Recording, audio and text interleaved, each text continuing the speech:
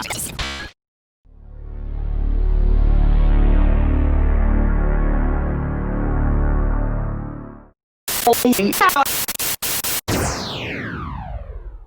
back with the Power Perception Podcast. It is your host, Fanaika. Today we're joined by the one and only Jason Fanaika, former defensive player, played at the University of Utah State. Also had the opportunity to play for the San Francisco 49ers. And to my understanding, you played overseas, right? Mm-hmm. So, man, it's an honor to have you today. Thank you for joining us. Appreciate you for letting me come through. Okay. So, if you've watched my show, I think some of the reoccurring themes are, what's the first time you got playing the sport of football? Oh, man. One of the most memorable times, I think, is my freshman year. I was at Utah State, and we played Oklahoma my first game. So we were down there in Norman, and they had like an unbelievable team. They had DeMarco Murray playing running back. And my first tackle, it was like a TFL. It was like a stretch play. And I got a good angle on him, and I got him for a tackle. And I was talking hella smack, like, what's up? I was feeling myself, to be honest. And then the next play they ran, I want to say it was like a counter or something, but the guard pulled around, and I got smacked out of my gap. And then I remember looking back, and he was gone. It was like an 80-yard touchdown. And then the next series, we were coming on the field, and he was talking hella smack. He's like, "What's up, number 90? You see me? Don't talk to me no more." And then from then, I was like, "Dang," just kept my mouth shut, just started getting my assignments right. But that was like the first time, because it was on ESPN, and the game was nationally televised, and it was a close game. We only lost by 7. So it's like, looking back at that, man, I should have never pissed off that man, dude, because he took it right up the sideline, 80 yards, and I swear he was looking back at us as he was running in. The hole was so big, but that's got to be like the one time that I remember getting God, just because I felt like I pissed him off to be able to score on us like that. You know what I mean? Man, that's crazy. I remember that year, Coach A had an interview after I brought it up, I think, in Ethan's interview, where Utah State wasn't looked at in terms of being able to compete on that level. Like, and I remember the year after, y'all went into Auburn and almost beat Auburn as well. And so, what happened was they asked him the question. It's like, do you guys take this as a moral victory? And Coach A was like, moral victory? But, kind of disrespected him. He's like, in college football, there's no such thing as moral victories. It's like, you either win or you lose. It's like, today we lost, we weren't good enough today. So, yeah, Coach A, he's the real deal, man. He's the man. He doesn't mince words very often. He's a great guy, though. Great coach, great mentor. So, for a lot of people, let's kind of just get into your story. Where'd you grow up? Where are you from? And then how did you get introduced to the sport of football? So originally, my family comes from California. I was born in Vallejo, and then stayed there probably most of my childhood. We moved here to Glendale when I was 7 or 6. And then was living there until I was 8. Then we moved to Pleasant Grove because my dad got a job out here. So while we were living in California, my dad would drive on Monday nights, and then from California, from Vallejo, all the way here to Utah, and then come home for the weekends and spend Saturday and Sunday with us, and then drive back here on Monday. So we were doing that for we did that for a couple of years. And then, because he comes from Methodist faith, and they're strong in the Methodist Wesleyan Church. So coming out here, my dad was not trying to come out here because, with him marrying my mom, who was Mormon at the time, it was a big problem for his family. And so he thought that once he moved here, it was game over. He was going to become a member, which ended up happening years after that. But he was pretty persistent on just making that drive, you know what I mean? And then finally my mom got him to move out here. So we all came out here. I'm one of 8 siblings. So we packed up and everybody came out here. At the time, the youngest 3 weren't born yet. And so we came and lived it with my parents in Glendale. And then, ended up in Pleasant Grove. And that's when really for sports started in my life and my brother's lives. I have an older brother who started football here in Pleasant Grove. Never did football before that, and so getting into that kind of paved the way for myself and my younger brothers to come in and play because he was a really good player. And at the time, like there's not that many polys in the valley at that time, especially up here, and so for him, it was kind of one of those things where everyone knew about him because he was playing at a different intensity. He grew up in California. He was playing sports with, a bunch of uli-ulis, bunch of polys out there, and so coming out here where it's just Palani, it was different. You know what I mean? He brings a different type of intensity and aggressiveness that they didn't have here. So it was really nice coming up because all the coaches in Pleasant Grove, they knew about our family because of my brother. They thought that we would all play like him, so it was really nice because I think we got a lot of opportunities that we wouldn't have had it not been for him. So growing up, being introduced to football like that, and then also my dad, being from the Bay, they're big 49ers fans. And so at the time, that was when they were balling with Steve Young. I mean, right after Joe Montana. I remember growing up watching Steve Young, watching Jeff Garcia, Terrell Owens, and all those guys. So it was pretty cool to be able to see those guys play and then see my dad's passion for it, and then try to seeing the passion that he had in us when he was watching us play. I mean, because he'd get after it, so it pushed us and made football, I think, more important to my brothers and I, just because it was just another opportunity that we got to spend with my dad, because he was always working and. Like I said, he was driving back and forth when we were in California. So when we got here, that's pretty much all he was doing was work. And then he'd show up like at the end of our practices to pick us up or to our games. And so it was important, at least for me. I can't speak for my brothers, but I'm pretty sure they feel the same way. But to have him be passionate about watching us play football, it made it that much more important. You know what I mean? Man, that's an amazing story. Like just thinking about all the obstacles you guys kind of had to go through just to pretty much get an opportunity to play. You talked about your dad making those drives back and forth, then him getting converted later on, moving all the way out to Glendale, and then finally, settling down in Pleasant Grove. I think something that actually resonates with me is you have an older brother who kind of like paved the way for the younger brothers to come up and actually, I don't know if you guys had more success than he did, but if that was the case, and he kind of paid the dues to kind of set the path for you guys. Kind of talk about your relationship within your family in terms of, I think there's something to be said when you grow up around a family of athletes, it kind of creates that level of competition before you actually get to the field. It kind of prepares you in a sense. 100%. I think growing up, my brother Brandon, we're barely over a year from each other as far as age, and so growing up, and he's always been bigger than me. So growing up, we were constantly competing, fighting over, stupid stuff, clothes or whatever it is, toys, just time with my parents, stupid stuff. But that level of competition, I think, helped me translate it into football and transition into competing with other people. You know what I mean? Because when I'm being competitive with my siblings, it's different into a sense where it's like you can go all out, but no matter what happens, it's not that serious. You know what I mean?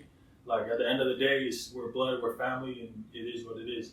But like competing with other people that you don't know anything about their story, and really trying to get those guys, you know what I mean? Like embarrass them. I think it helped me out because I had to develop like a really tough skin, especially with my brothers and with my older brother and my cousins. They were never taking it easy on us. You know what I mean? They were always trying to make it harder for us so that it could make it easier for us when we go play other people or do something on our own. You know what I mean? Man, I love to hear stories like that. Just because I come from a similar background. I have a lot of like my little brother played, my sisters also played sports.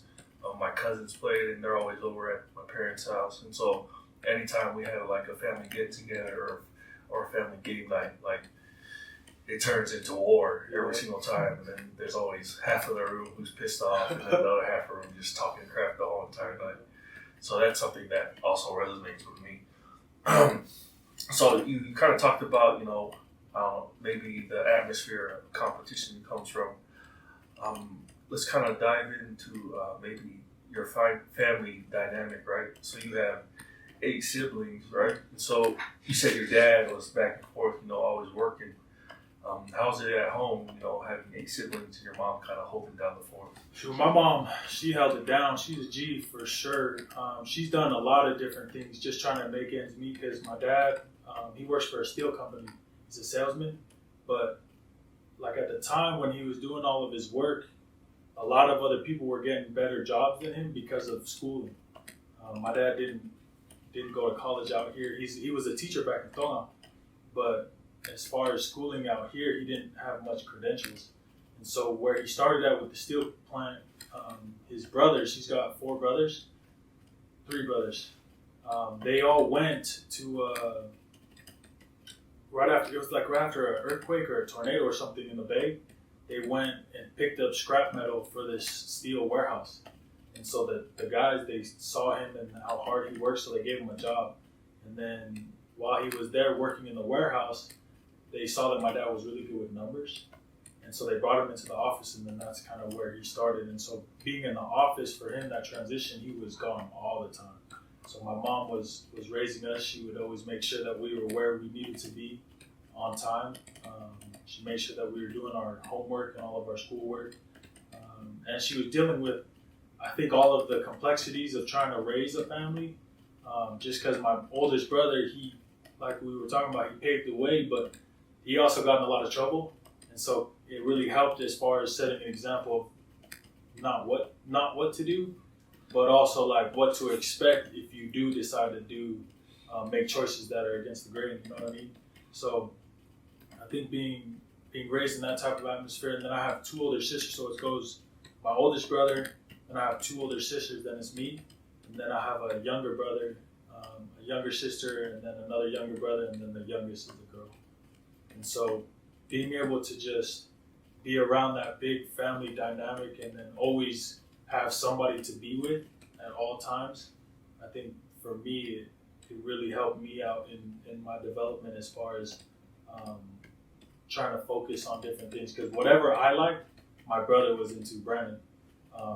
Whatever we were trying to do together, whatever we were trying to do, we were always doing it together.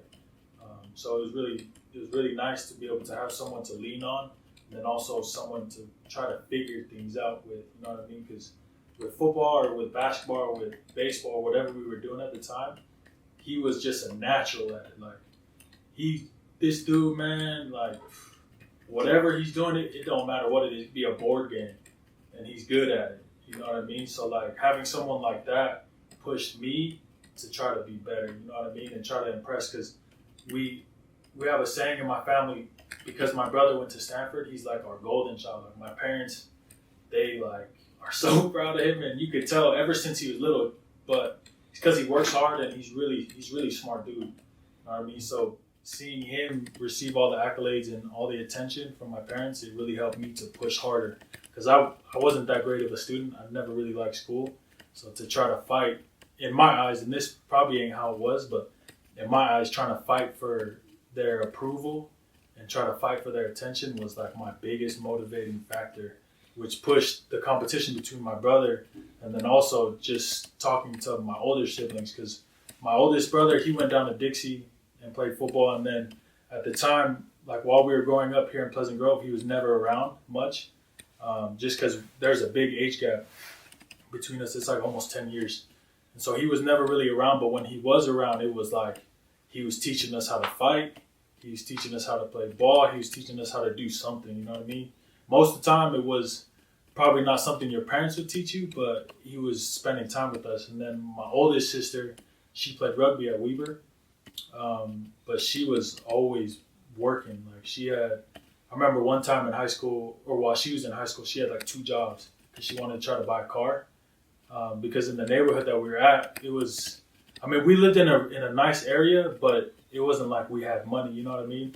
And so my sister, hanging out with all the Palangis, they had, her friends had cars. So my sister, she wanted to have a car herself. So she decided to work and make that happen for herself. So that's something that I think I always respect about my sister, is that if there's something that she wants, there's a way she's gonna find it. She's gonna find it no matter what. And then my other older sister, she's like just like hella stubborn, and like she's gonna do whatever she's got to do, and it don't matter the way. But if she wants something, then she's gonna get it as well. It just might take a little bit longer. So she's more like me in a way where we're more towards going to a challenge. I mean, when you're looking at it, I don't look at it that way, that it's a challenge, but it just ends up being like the long way around. You know what I mean? Mm-hmm. So my sister, she's just been through a lot, and she keeps on coming out on top. So that's something that I try to be like, and be more like her. And then my other little brother, Brandon, he's, like I said before, he's like the golden child. Whatever he touches, man, it's easy for him. In my eyes, I mean, it's probably a challenge for him, but in my eyes, whenever he's doing something, it just looks so easy and like non-methodical. You know what I mean? He just does it, and it is what it is. And while other people like myself or somebody else, they like try so hard, at different things, but to him, it just comes natural. And then my other sister, she plays softball at Utah.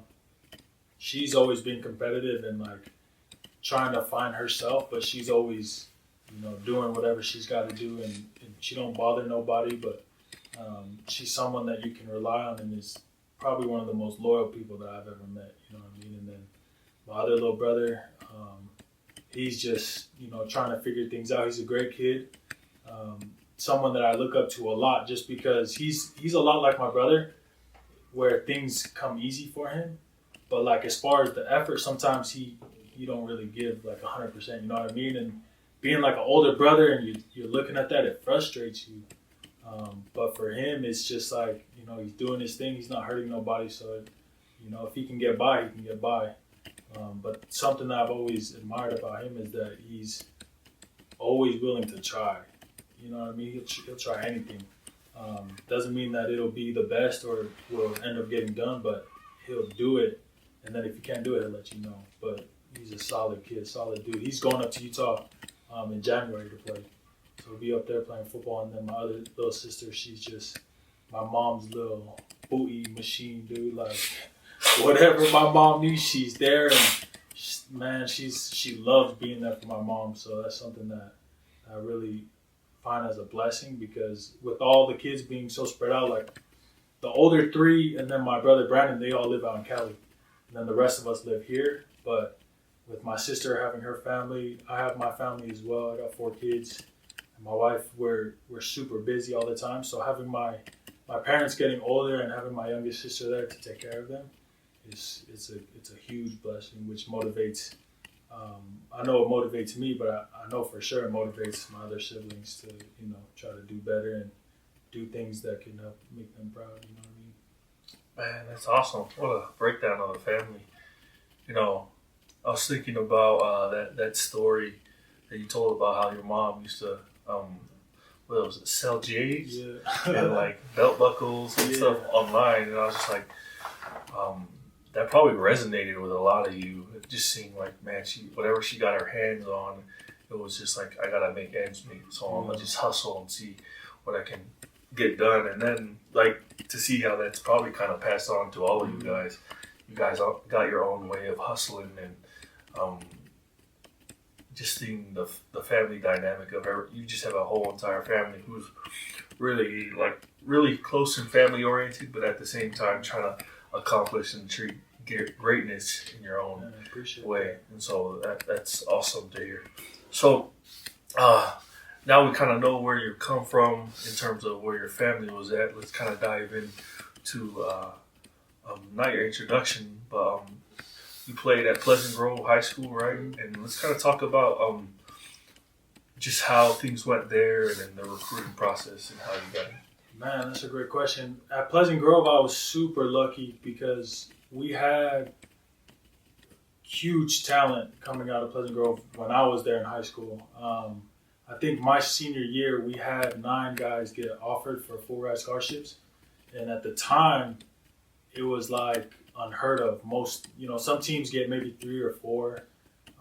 Some teams, I don't know if anybody got 5, but then we came out with 9. And then the year after, Bingham came out with like 13 guys that all got D1. But at the time, it was crazy because in the Valley, there was a lot of guys that came through before that everybody was high up on, you know what I mean? Like, these guys, this group of guys, they're going to be game changers. They're all going to go into the next level. But the guys that I went through with, as far as at Pleasant Grove, I think we kind of changed the culture there and try to just be different than what the guys were coming there before.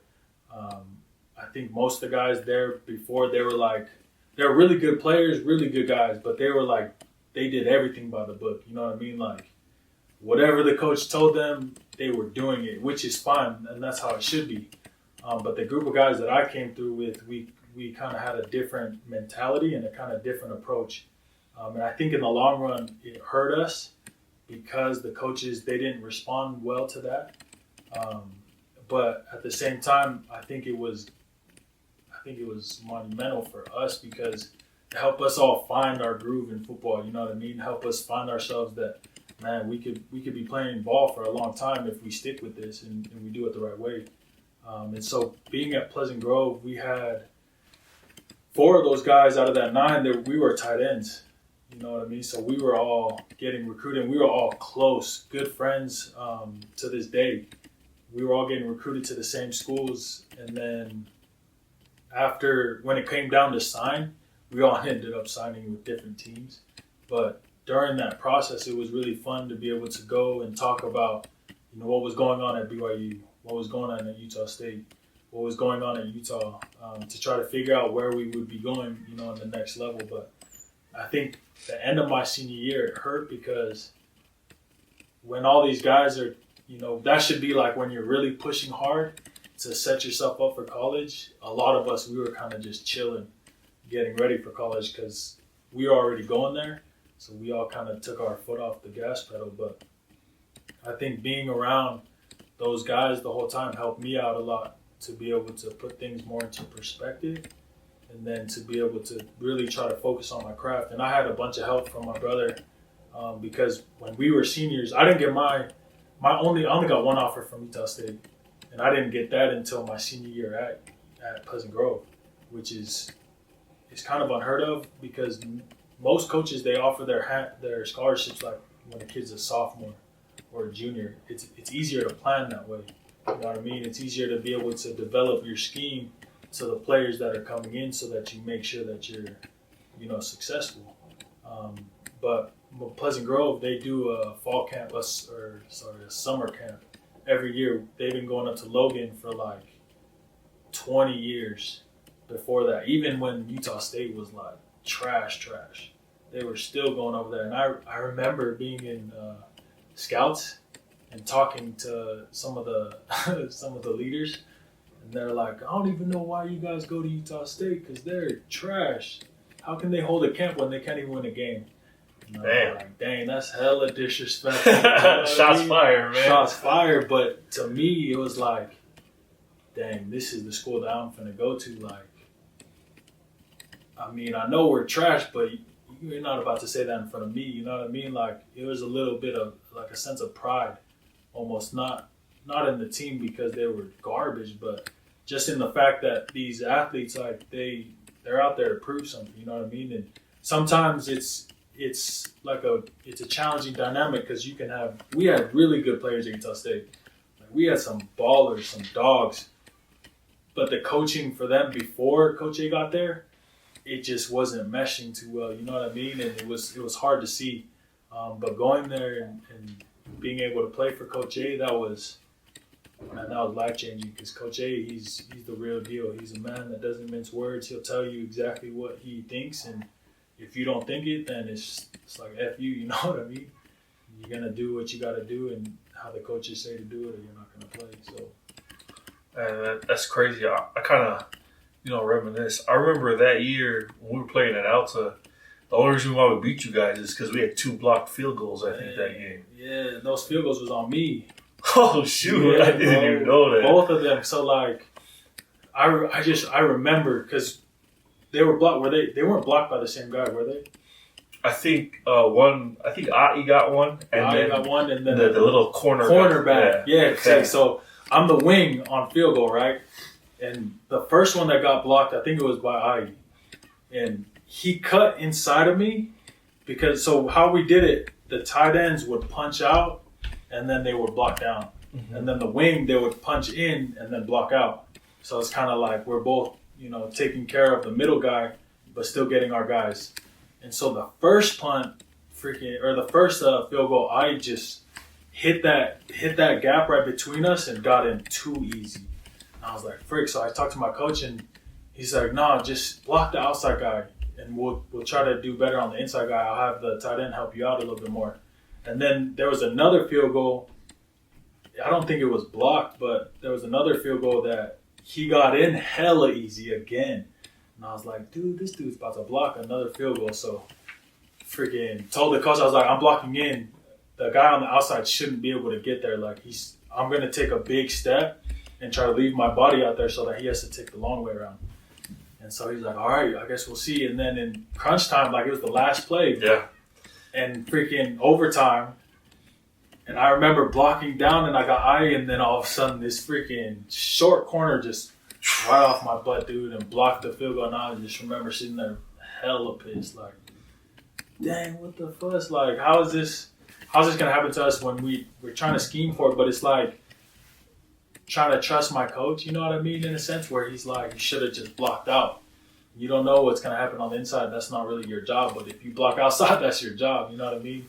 So that was like one of the first moments in my life where it was like, dang, you gotta listen to these coaches, you know what I mean? Because you don't want to end up having to deal with the consequence, which was we freaking lost, and we lost our spot in region. Yeah, it was a 3-way tie at the top. 3-way tie. And then we kind of took the lead after that. Yeah. Yeah, I remember, man, the only reason why I remember that play because that kid had just transferred from Cottonwood. He was a track and field kid. Dude. And so he came back to the sideline. I think his last name was Payne. He was like, hey, keep shooting that because if he punches down at you and misses me, then I have free go on the next one.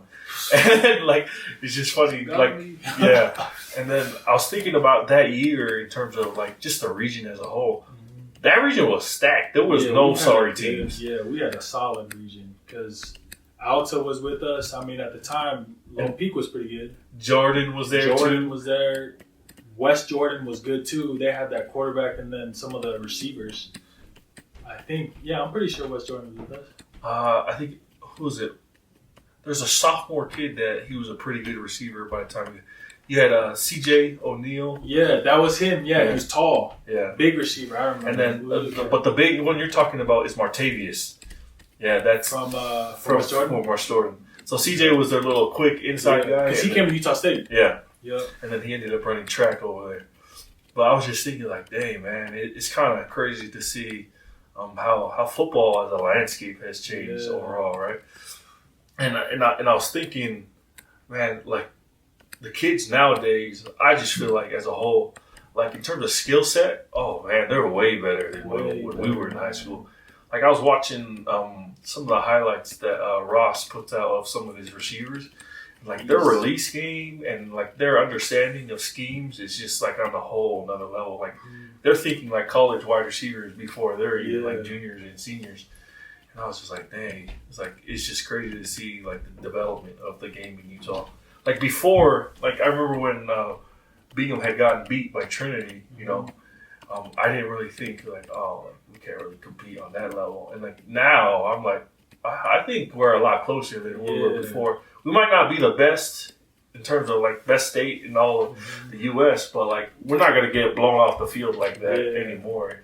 Just in my opinion. I mean, I totally agree with you, and I think another part of it is like these younger generations, like these bigger, more skilled guys that are, especially polys, like how it used to be back in the day, where if you're big, you're playing O-line, D-line. Like, it don't matter how skillful you are. That's where you're playing. But nowadays, there's coaches that actually are like open-minded to be able to put this hella big running back in the game when he should be a center, but he can run over and run faster than everybody else. You know what I mean? Yeah. So I think it's a credit to like social media.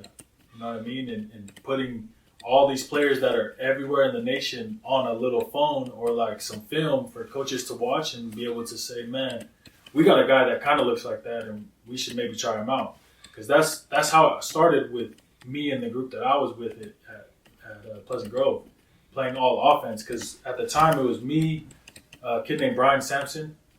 He played tight end at BYU. Then there was Seth Atonawai.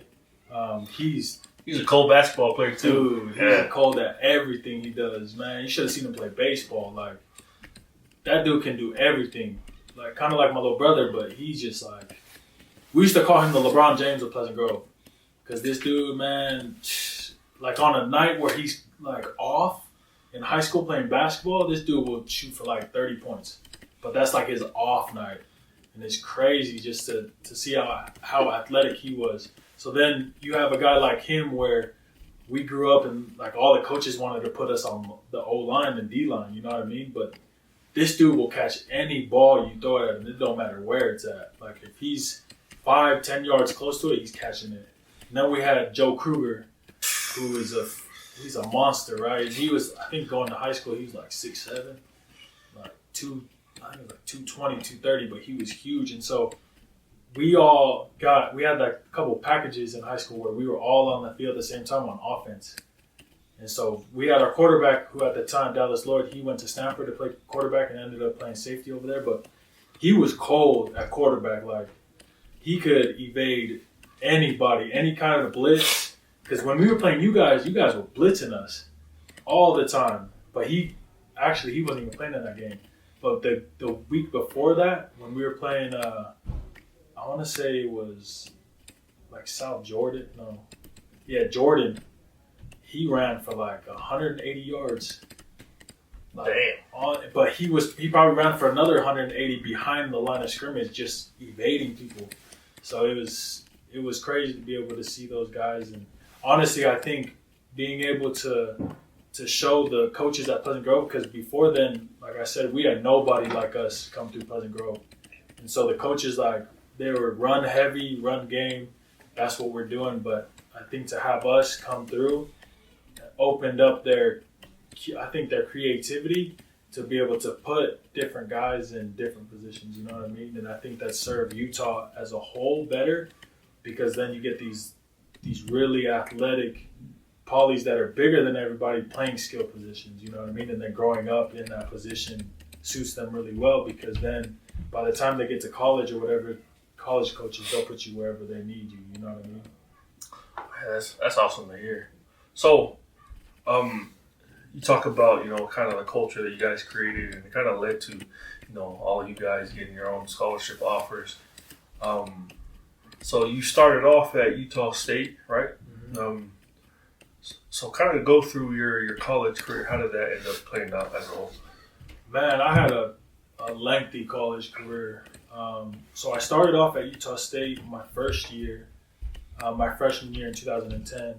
And then I had left right after the season to pursue going on a mission. And so my idea was, since I'm leaving, we didn't have that great of a year. I think we only won like 5 games or something like that. So we weren't going to a bowl game. And I think at the time it was like super depressing for me because we weren't that great and my grades weren't that great. And I was just not even going to class and doing all the wrong things. And so I decided that a mission would be best suited for me to try to help me get back on track. And so I had stayed home right after the season my first season at Utah State, pursuing to go on a mission. And then it took me like 6 months from then to get a call, which I was trying to leave like within a couple months. But I mean, with all the restrictions and stuff like that, it is what it is. So I had to wait. And then when I got my call like in July. And then when I had been talking to my bishop, we were trying to get me to go in like August. Because there was guys like my cousin Sam, he got his call or not my cousin Sam, but Sefa got his call on a Wednesday, and he waited until Saturday to open it so all his friends could be there, and then he left on Wednesday. Oh, Like dang, it was like a week, that's so I was crazy. like, dang, like this might be able to work out for me. Like I'm gonna just put my availability date like ASAP. You know what I mean? And then I get my call, and it was like I had to wait till October, so it was a couple more months. And at the time, it was like, dang, this waiting around sucks. And you brought it up. They played Auburn, and they did a really good job against Auburn. They almost beat them. And so at the time, so I spent my freshman year at Utah State, left to prepare for a mission. Then I went back to Utah State right after that Auburn game. It was crazy. It's like a funny story. So I was with my girlfriend, who right now is my wife.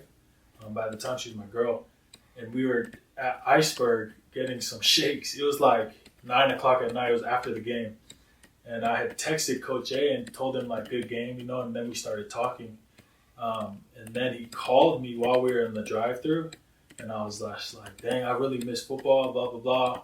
And then by the time I hung up the phone and we were barely driving on the State Street, it was like already solidified that I was going back to Utah State. And like nobody knew, not my parents didn't know. That was the first time that I had expressed any type of notions that I didn't want to go on my mission to my girl. And so like it was like, what the, like I remember when my wife talks about it now, she's like, I was just like, what the heck is going on? Like, I'm expecting you to go on a mission, but then now you're gonna go back to school. It wasn't a big deal, but it was just like a shock. You know what I mean? To be planning for this mission and then to just go back. And Coach A made it super simple for me to be able to go back.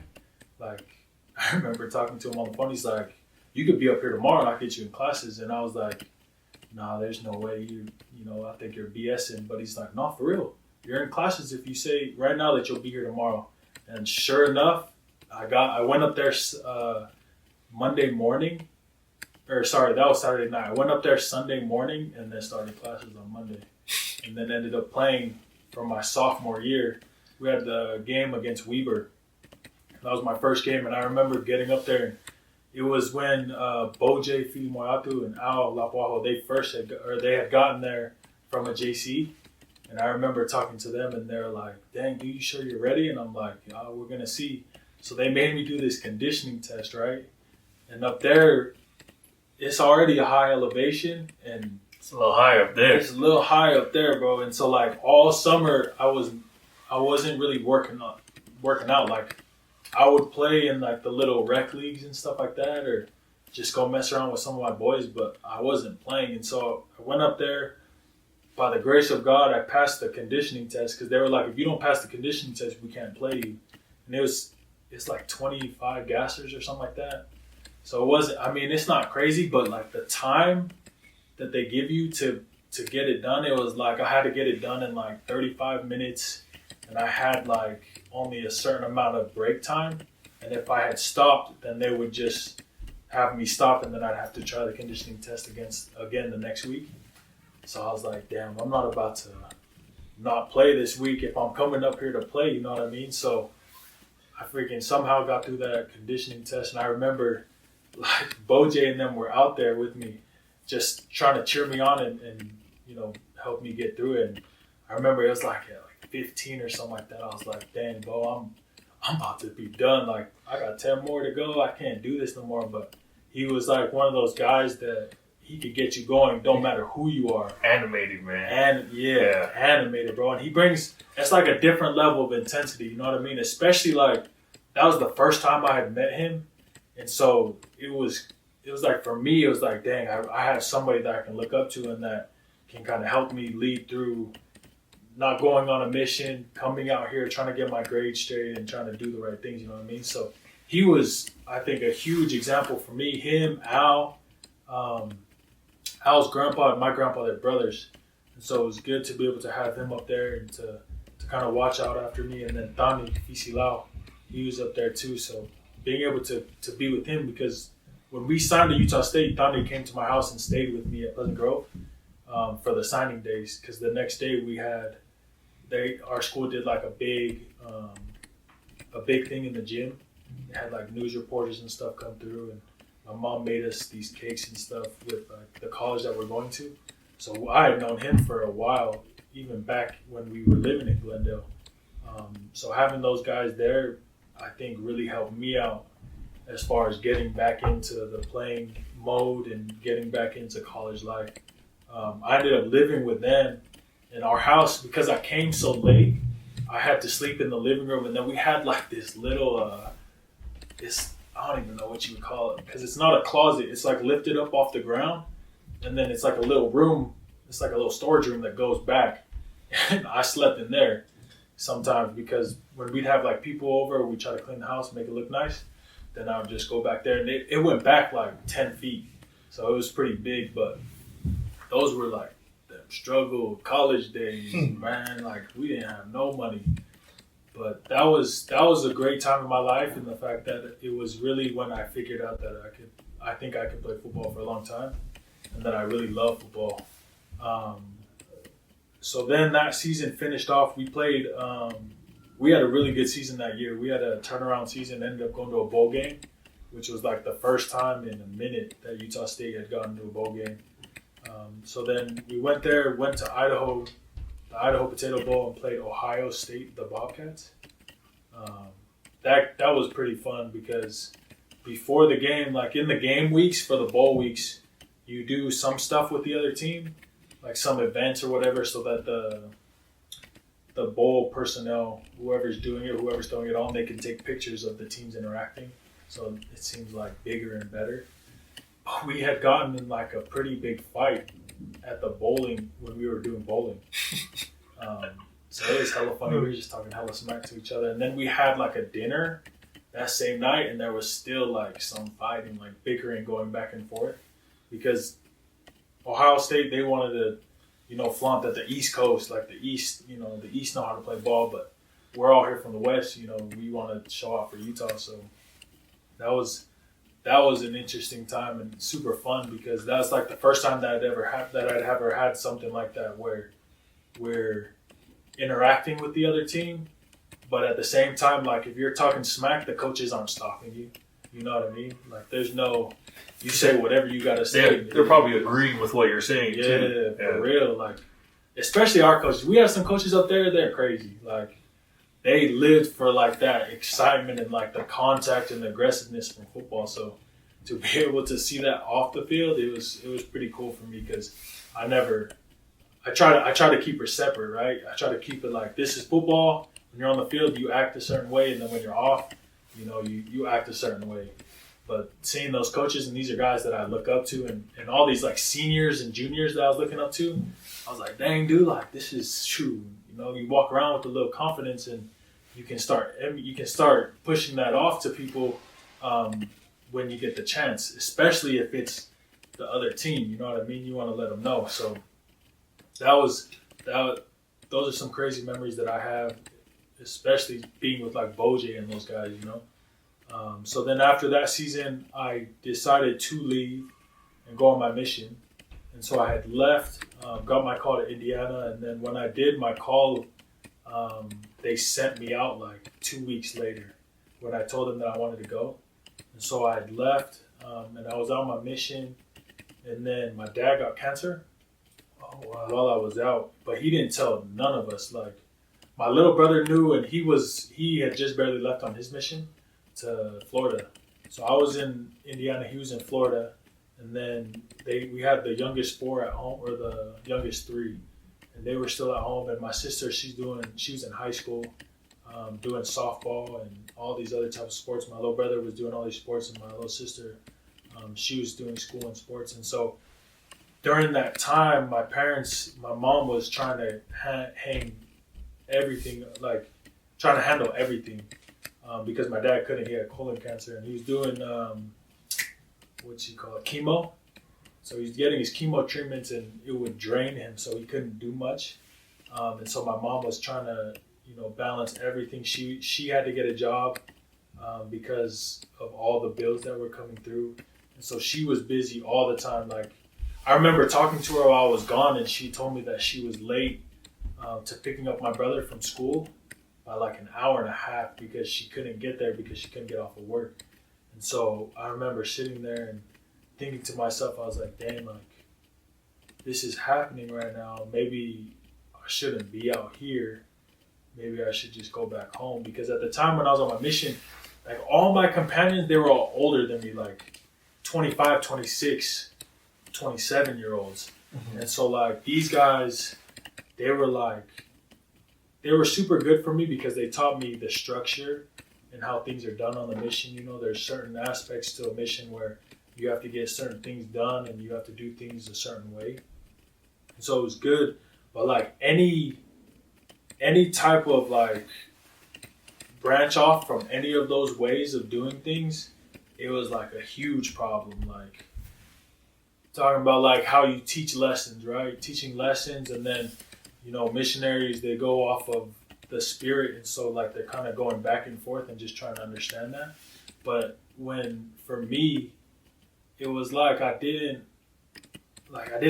respected my mission companions, but I didn't in a way where it was just like, you guys are like sticklers in everything we do, which is good for you guys. But how I was thinking of things, it was like, man, just ease off a little bit. Like if we get home at 9:05, it's fine. Like it's not gonna mess up the whole day for us tomorrow, because you know our curfew's at 9:00. But for some of those guys, it would mess up the whole next day. Like they would be super mad about being late. They'd be super mad because they felt like I wasn't as serious for these things as them, which, I mean, at the time when I was on my mission, I was doing my best. You know, I was out there trying to teach people, trying to serve others, which is really what you're supposed to do in my eyes. So I was doing that. So I was having a hard time transitioning from that and like being around these guys. Like all the companions I had, they hated sports, like hated it. So like on P days, you know, like P days, man, P days come around and it's time to rev up. Yeah, exactly. It's time to get back into sports a little bit and like touch that reality a little bit. You know what I mean? And so we couldn't do that because some of my companions, they didn't want to go to the gym on a P day. You know what I mean? We'd go do our laundry, go do our emails at the library, go shopping. And like one of my companions, it was like we'd go to the store and we would be shopping around, and out there in Indiana they have Albi. It's like a Walgreens. But like you go in there and there's food, it's not very big and so it's fast. Like you get this, you get that, you get some fruits, toothpaste, whatever it is, and then you're gone. Maybe half an hour. But like I had like one of my companions, he'd go in there and we'd spend like 2 hours in there. Like, and I got like other missionaries, you know, I know if you can play sports, they're like, hey, are you coming? Like, we need another guy here. Are you gonna come or what? And like that would just frustrate me the most. And so like during that time, I was dealing with all that, and then I had found out that my dad got cancer and he didn't tell nobody. And so I was like, dang, like, is it bad, or is it like something that he can deal with? He just didn't think that it would be serious enough to tell us, you know. Come to find out, it was pretty bad. So when they had found out, I want to say he was like stage 4. Wow. Something like that. That's crazy. It was pretty heavy into it, and like he wasn't trying to tell nobody. Not even my family that was here in California. Like he wasn't telling nobody. And so when I had found out, I was like, all right. So it was like 3 weeks, and I talked to my mission president and told him what was going on, and I just wanted to come back home. And so I decided to come home after I made it about 10 months, and then I decided to come home. When I came home, though, I didn't tell nobody, and like my mom found out the day before. So like I was like, Mom, I'm packing up my stuff, and I'll see you tomorrow. Just make sure you're there at the airport. Like, she was hella mad because I had already done that to her before, where like I decided not to go, you know. And my mom's family, like they're deep in the Mormon church, you know. Like my grandpa, he helped pave the way back in Tonga for some of the church stuff that's going on over there. So it was like a huge letdown to my mom, but at the same time, I think we've talked about it a lot. It was a huge blessing for me to come home because I was able to spend more time with the youngest siblings, as far as taking them where they needed to go, just doing stuff for my mom that she couldn't do by herself, especially for my dad, taking him to like his chemo visits and stuff like that. So that was like a really crazy time for all of us, because not only had I come home not telling anybody, but I had come home with not really a plan as far as like where I'm gonna go next with schooling, because when I got home, all my coaches at Utah State had left to Wisconsin. And I was like, I just got back from the Midwest and I didn't really like it there, so I'm not trying to go back out there. And so my mom kept hounding me about going back to school and trying to get into BYU or Utah, because at the time I started working, and I was working, and like at that time I was making pretty good money just selling credit repair. So I was like, dang, if I could just do this, you know what I mean? I don't need to play football and get hurt. One day I can just make good money and try to set up a life.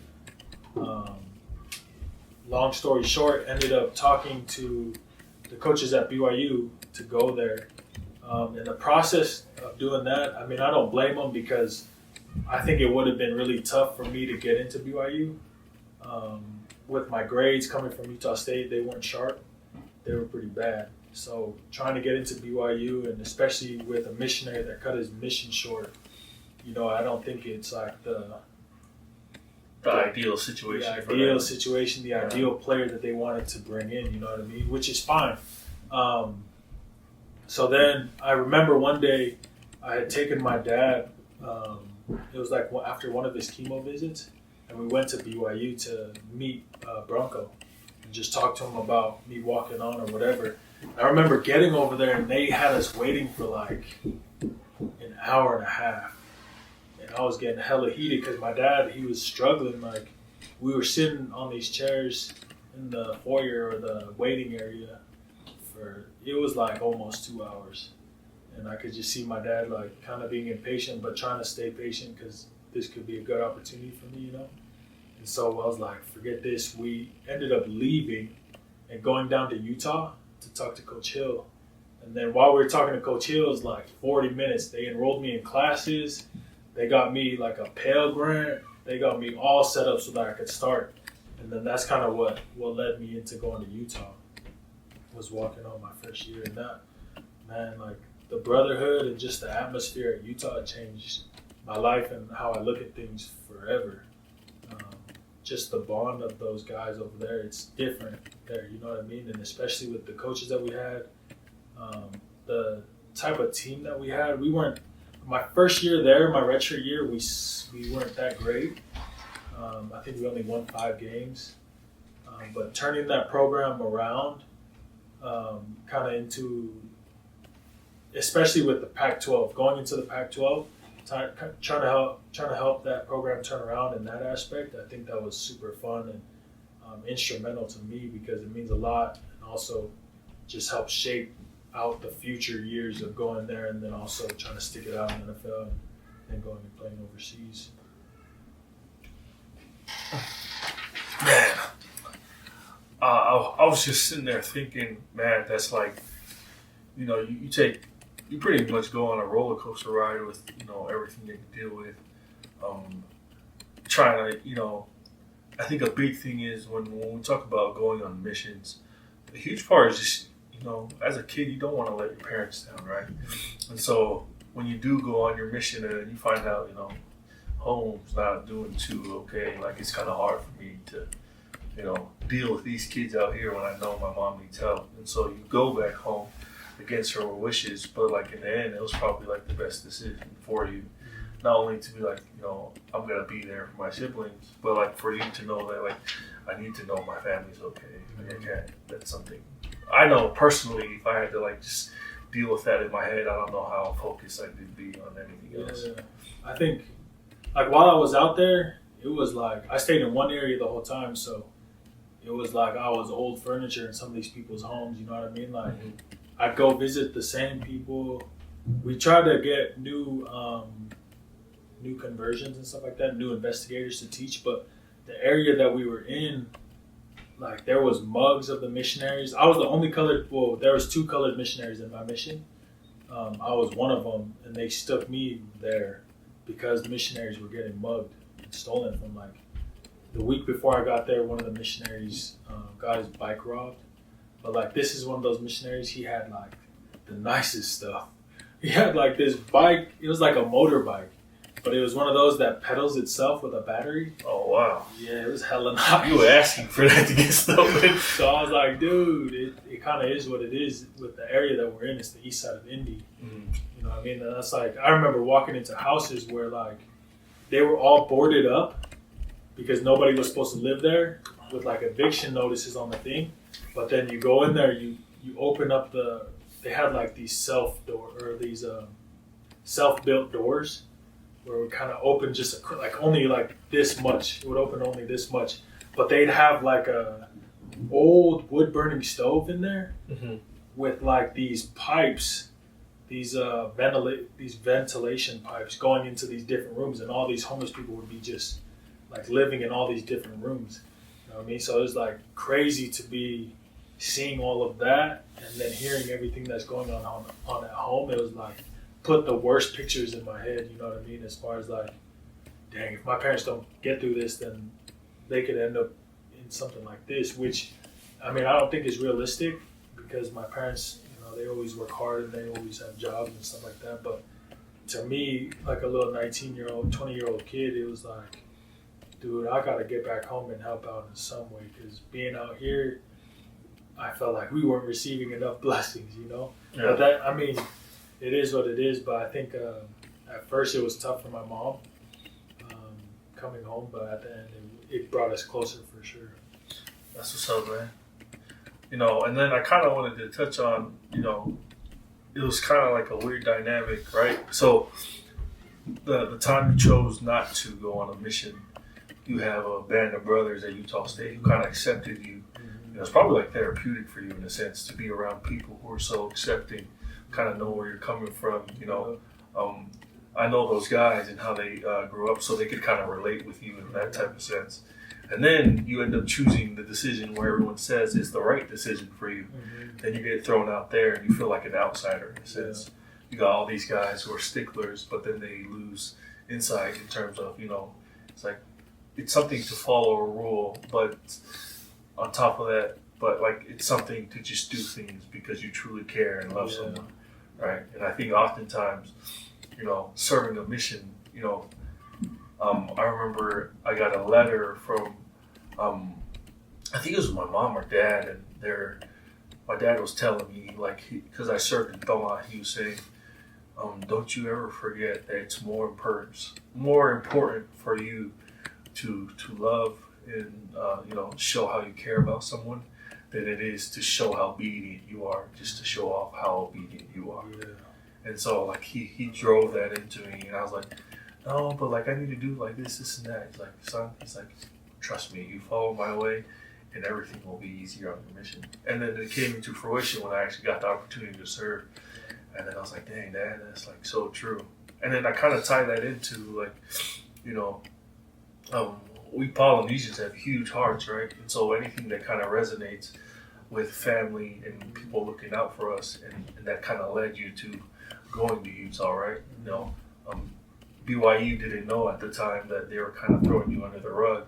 Yeah. And then the second Utah gets their hands on you, they're like, hey, this is how we're going to treat you. We're going to respect you and respect your time. And so then it kind of led to, you know, you having your career at Utah, which I think, you know, everything happens for a reason.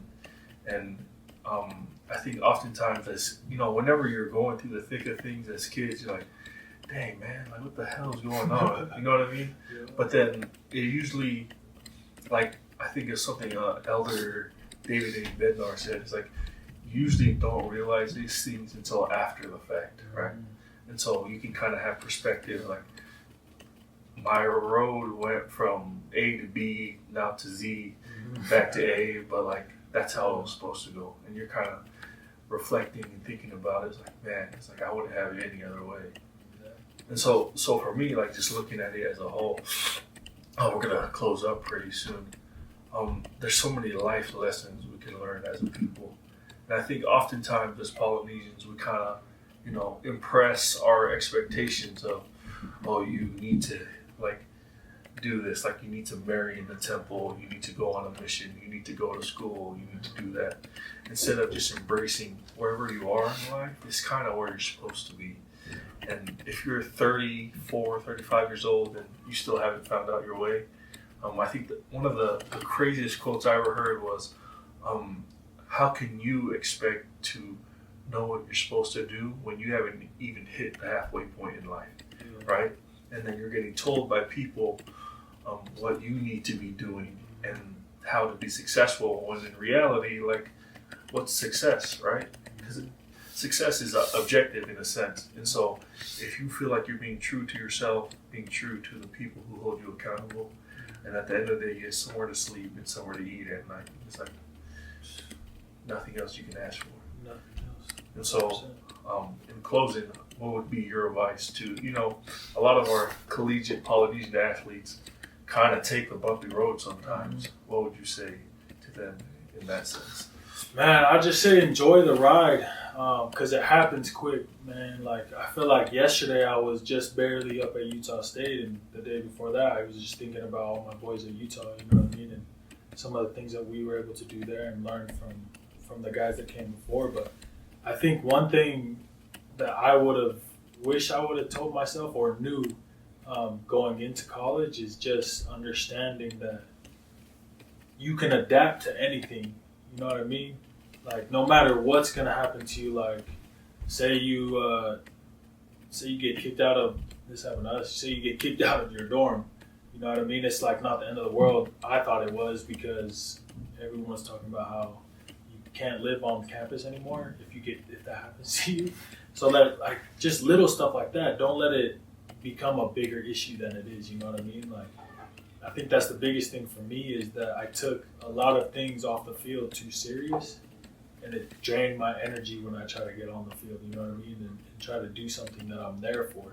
That's why I went to college, is to play ball. I mean, I went to go learn, but the only way that I got there was to play ball, you know what I mean? And I think a lot of these athletes, they get there and they're trying to please all these different coaches. They're trying to do something a certain way, you know what I mean, which is how you're supposed to do it, but don't forget about what got you there, you know what I mean? None of those coaches were coaching you before. A lot of those people that you're going to be around in college, they were never there before that, you know what I mean? So don't forget where you came from, and don't forget why you're going there. Especially with a lot of stuff that gets thrown at you, a lot of adversity and challenges, just stick to your path and remember, you're there to go to school, play ball, and then support your family after that. You know what I mean? Don't lose sight of that, because it's easy to lose sight, especially when things are going really good. You know what I mean? You're getting everything that you could ever ask for. You're doing everything that you're supposed to be doing. It can be taken away, just like that.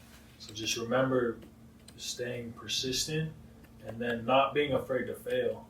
You know what I mean? Like, for me, when I went into the league, it was like I was trying to do things that all the vets were doing, because that's what helped them stay there, you know what I mean? But I should have just been doing what got me to that point.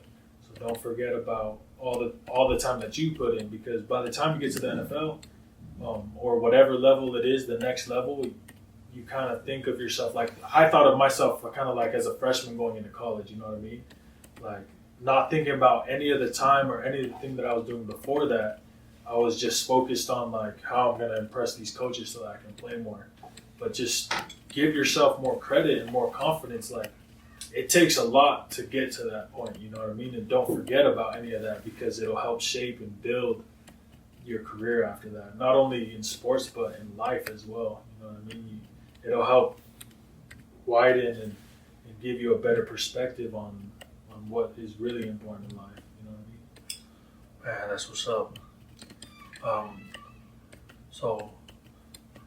We'll just go ahead and close, but man, I think the reason why I wanted to close with that was, I think oftentimes we kind of like focus on, hey, this dude played in the league, he did this, he did that, and then you kind of shared like personal stuff, personal journey type stuff.